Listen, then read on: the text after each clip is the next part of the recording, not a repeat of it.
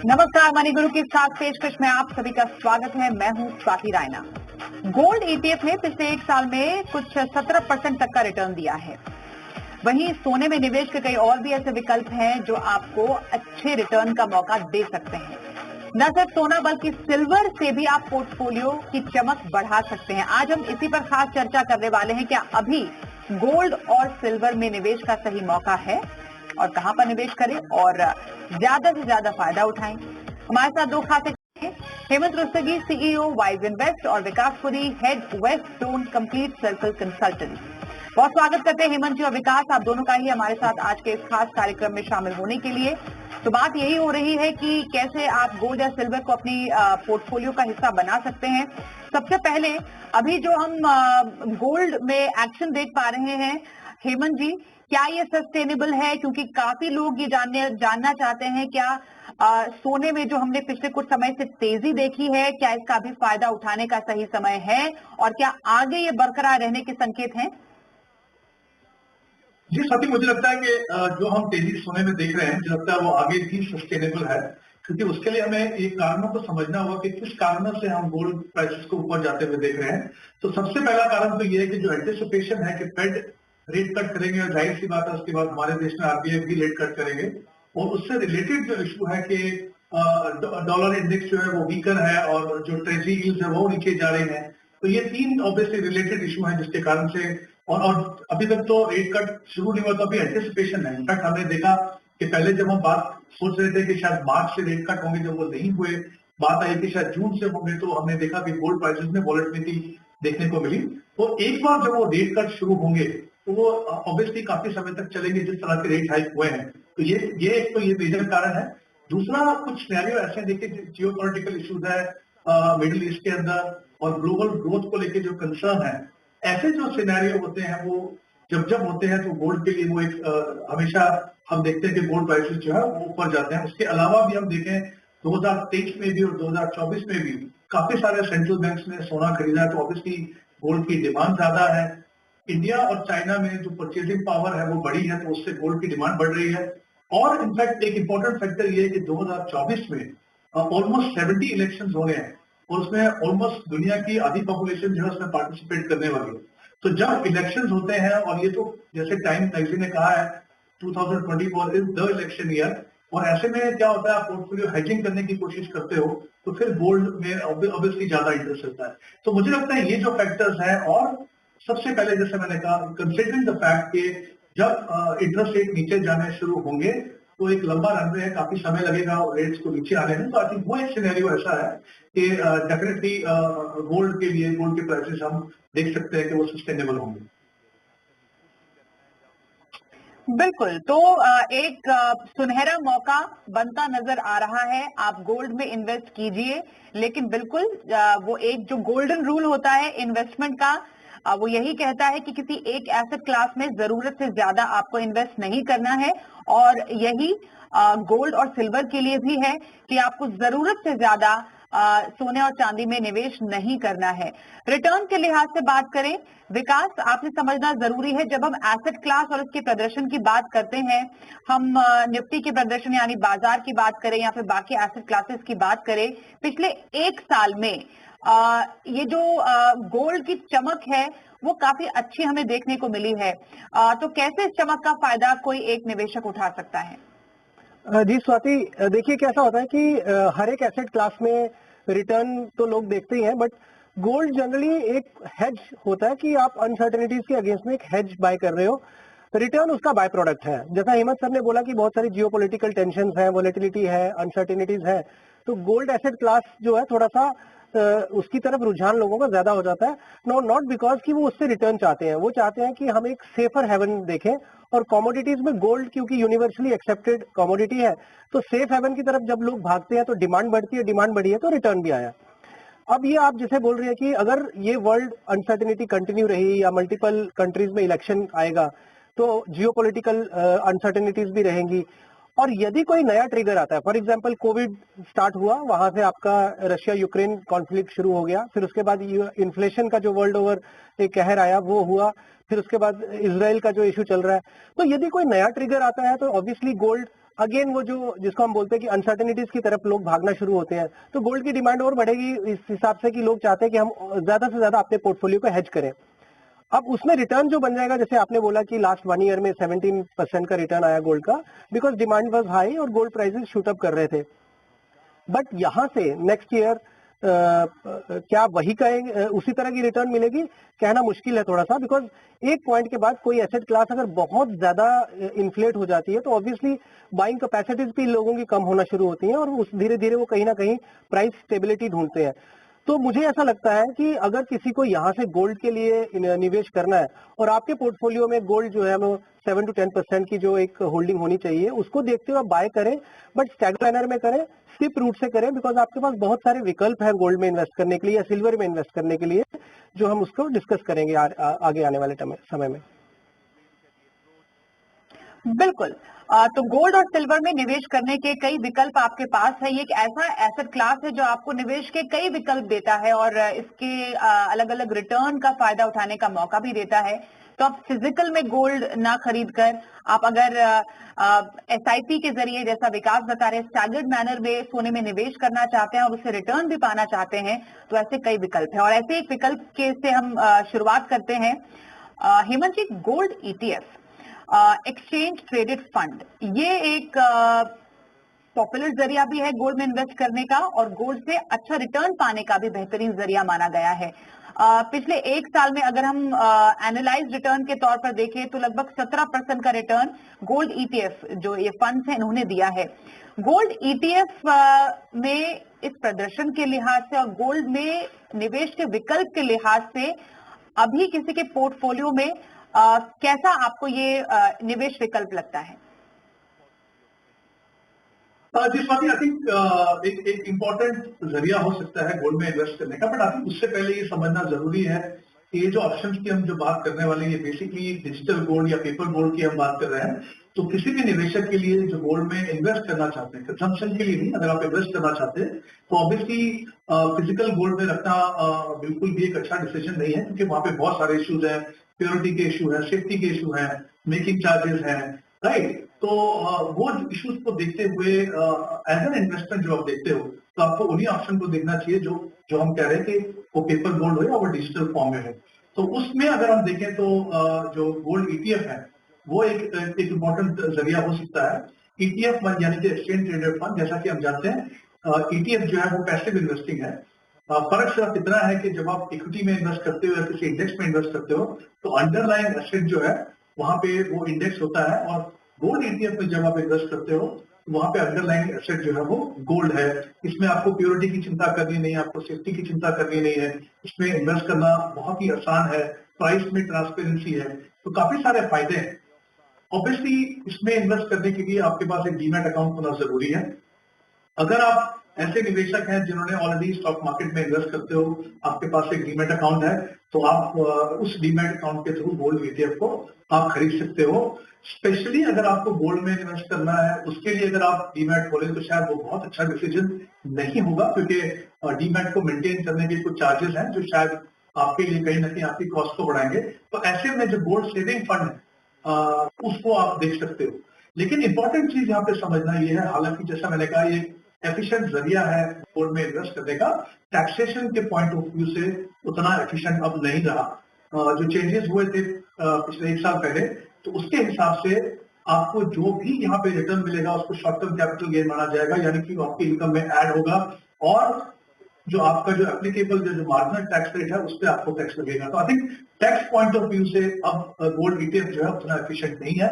मुझे लगता है उससे बेहतर ऑप्शन अगर हम देखें तो वो सॉवरेन गोल्ड बॉन्ड हो सकते हैं। बट जैसा मैंने कहा एफिशिएंट है, but I think different criteria, different aspects को देख के ही आपको इन्वेस्टमेंट का डिसीजन करना चाहिए। बिल्कुल। तो अपने जरूरत के हिसाब से, अपने लक्ष्य के हिसाब से आपका रिटर्न एक्सपेक्टेशन क्या है, टैक्सेशन को आप कितना इंपॉर्टेंस देते हैं, जैसा हेमंत जी ने बताया, आपको सोने में निवेश का विकल्प भी चुनना है डेफिनेटली, क्योंकि मार्केट रिलेटेड प्रोडक्ट है तो आपको रिटर्न भी ज्यादा मिलेगा। कुछ हम गोल्ड ईटीएफ का प्रदर्शन भी आपको दिखाते हैं, जो फंड्स कुछ है विकास, जो गोल्ड ईटीएफ है कुछ, अगेन जो हम कह रहे थे कि लगभग 1 साल में औसतन 17% तक का रिटर्न दिया है। तो गोल्ड ईटीएफ में अगर कोई निवेश कर रहा है या करना चाहता है, अपने पोर्टफोलियो में शामिल करना चाहता है, तो एक सिलेक्शन का प्रोसेस क्या होना चाहिए? लाइक एनी अदर फंड, जो जब हम निवेश के लिए जाते हैं, तो गोल्ड ईटीएफ में कौन से ऐसे क्राइटेरिया है जिसको ध्यान में रखते हुए किसी को ऐसा कोई फंड चुनना चाहिए? स्वाति, ईटीएफ जनरली जो सब अंडरलाइन क्योंकि सेम है, और कोई से भी आप म्यूचुअल फंड कंपनी का अगर ईटीएफ लेते हैं तो अगर अंडरलाइन सबका गोल्ड ही है तो उसमें ज्यादा स्कोप नहीं बचता है फंड मैनेजर के लिए, except for the expense ratios, कि आप उस फंड को मैनेज करने के लिए आपके एक्सपेंसेस कितने कम है। वो जो एक्सपेंस रेशियो कम रहेगा किसी फंड का, वो उसके रिटर्न में रिफ्लेक्ट होगा लॉन्ग टर्म अगर आप देखेंगे उसमें पीरियड में, लाइक 5 ईयर 10 ईयर पीरियड में यदि कोई 10-20 बेसिस पॉइंट का भी डिफरेंस क्रिएट करता है तो वो उनकी रिटर्न पे रिफ्लेक्ट होगा। तो प्राइमरीली वही है। दूसरा, आप एक अच्छे फंड हाउस को अगर थ्रू करेंगे, क्योंकि कई बार एक टेक्निकल चीज बोलना चाहूंगा कि अगर किसी एक फंड में अच्छे फ्लोज आते हैं उस गोल्ड ईटीएफ में, और मान लीजिए मार्केट गिरती है, सो आप अगर खुद से गोल्ड बाय करते हैं तो जब तक मार्केट में time with respect to gold, कि अगर गोल्ड का भाव गिरता है तो अगर आपने खुद से लिया है और अगर आपको लगता है कि उसका भाव नीचे गिरा है तो आप और बाय करना चाहते हैं, बट आपके पास उतनी लिक्विडिटी नहीं है, तो आपने ईटीएफ लिया है, तो फंड मैनेजर को अगर आप नहीं खरीद रहे हैं, कोई दूसरा इन्वेस्टर खरीद रहा है, तो there is a supply of money, जो कि फंड मैनेजर उसका बेनिफिट लेते हैं कि बिकॉज गिरे हुए बाजार में या गोल्ड के भाव जब गिरे हैं तो उनको वो फ्लोज आ रहे हैं, उसका बेनिफिट आपके एनएवी में रिफ्लेक्ट होगा। तो वो ईटीएफ में आप एक अच्छे फंड को देखिए कि जिसपे फ्लोज अच्छे हैं और एक्सपेंस रेशियोज कम है, वो एक प्राइमरी क्राइटेरिया होगा गोल्ड ईटीएफ को सिलेक्ट करने का। बिल्कुल, तो गोल्ड ईटीएफ आपको चुनना है तो एक्सपेंस रेशियो कितना है, ये कुछ चीजें हैं जो बताए, कुछ क्राइटेरिया है जिसको ध्यान में रखने की जरूरत है जिससे पहले आप एक अच्छा फंड अपने लिए चुने। एक ब्रेक के लिए रुकते हैं, ब्रेक के बाद हम निवेश के कुछ और विकल्पों की बात करेंगे जो कि आप सोने में कर सकते हैं। सिल्वर ईटीएफ भी है अगर आप सिल्वर में निवेश करना चाहते हैं, और अगर आप एक डाइवर्सिफाइड इक्विटी फंड में पैसा लगाना चाहते हैं जिसमें कुछ गोल्ड का तड़का भी हो, इस पर भी खास चर्चा करेंगे। एक छोटे से ब्रेक के बाद बने रहिए हमारे साथ।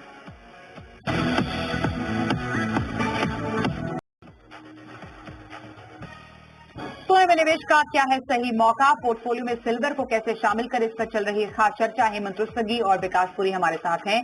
हेमंत जी, आपने सॉवरेन गोल्ड बॉन्ड का जिक्र किया था कि एक अच्छा तरीका हो सकता है, टैक्सेशन फ्रेंडली तरीका है सोने में निवेश का, पर किसी को शॉर्ट टर्म के लिए अगर गोल्ड से फायदा उठाना है तो सॉवरेन गोल्ड बॉन्ड शायद उनके लिए कारगर साबित ना हो।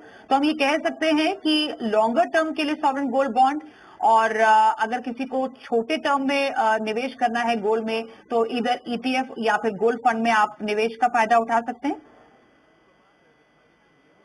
जी स्वाति, बिल्कुल एग्री करता हूँ। देखिए, जैसा मैंने पहले भी कहा था कि सॉवरेन गोल्ड बॉन्ड जो है वो बहुत ही एफिशिएंट एक इन्वेस्टमेंट व्हीकल है गोल्ड में इन्वेस्ट करने की, उसके बहुत सारे फायदे हैं।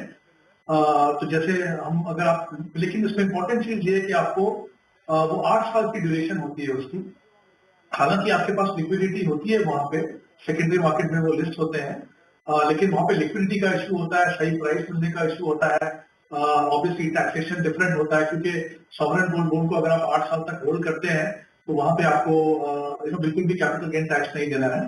तो मेरा ये मानना है कि जो जितनी एफिशिएंट वो व्हीकल है उसके हिसाब से अगर आपके पास लंबा समय है, अगर आप आइडियली मैं कहूंगा कि अगर आप उसको टिल मैच्योरिटी होल्ड कर सकते हो तभी आपको सॉवरेन गोल्ड बॉन्ड में जाना चाहिए, क्योंकि जो सेकेंडरी मार्केट की जो लिस्टिंग होती है वो इतनी एफिशिएंट नहीं है both in terms of liquidity और प्राइसिंग। तो अगर आपको शॉर्ट टर्म के लिए इन्वेस्ट करना है और आपको पेपर फॉर्म में इन्वेस्ट करना है तो बिल्कुल सही है। आई थिंक गोल्ड ईटीएफ अच्छे हो सकते हैं।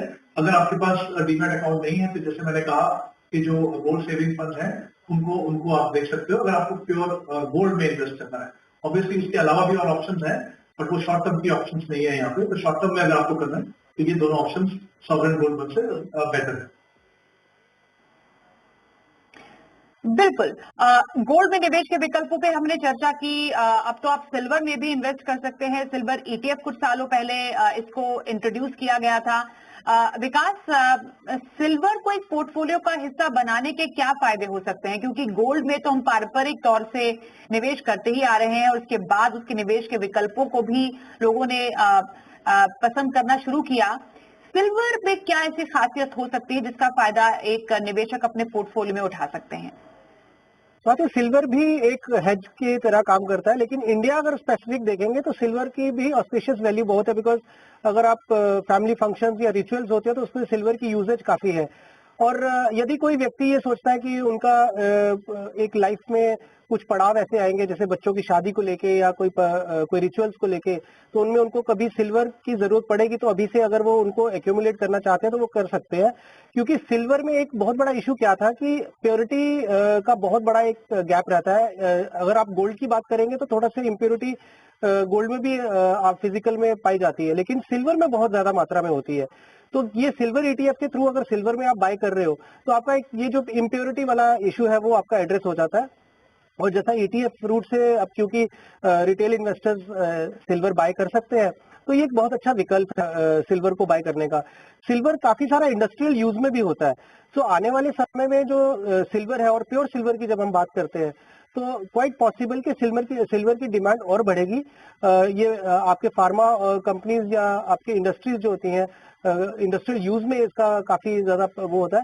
तो सिल्वर ईटीएफ जो है आपका जो प्योरिटी का इशू है उसको बहुत हद तक चेक करता है। और जैसा मैंने बोला कि यदि आपका पोर्टफोलियो को हेज करना है तो silver can be A part of it. Now generally हम ये बोलते हैं कि एसेट एलोकेशन में आप कमोडिटीज या स्पेशली गोल्ड को जो है वो आपका 7 to 10% होल्डिंग आपके पोर्टफोलियो की हो सकती है।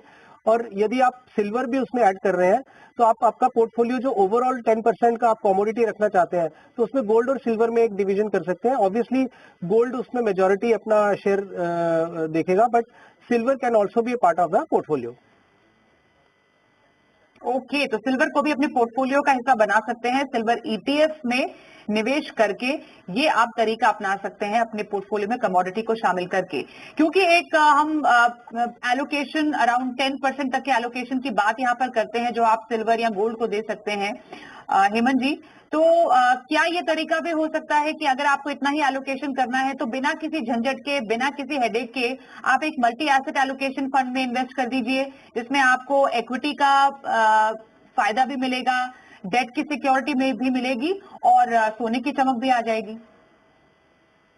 जी बिल्कुल स्वाति, आई थिंक ये बहुत ही अच्छी ऑप्शन है, स्पेशली अगर आप मान लीजिए किसी पर्टिकुलर गोल के लिए, मिडिल टर्म के लिए आप इन्वेस्ट कर रहे हो और आप चाहते हो कि आपका पूरा पैसा एक पर्टिकुलर एसेट क्लास में नहीं जाए, आपको सही लेवल का डाइवर्सिफिकेशन मिले, तो मुझे लगता है वहां पे मल्टी एसेट फंड बहुत ही अच्छी ऑप्शन है।